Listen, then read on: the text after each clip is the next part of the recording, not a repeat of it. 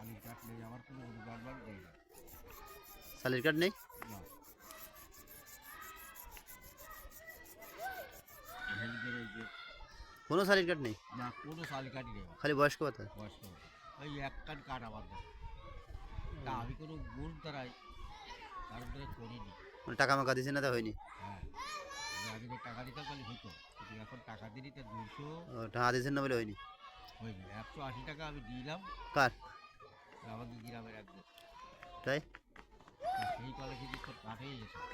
Card হইলো? হ্যাঁ, টাকা দিয়ে দেওয়া রয়েছে?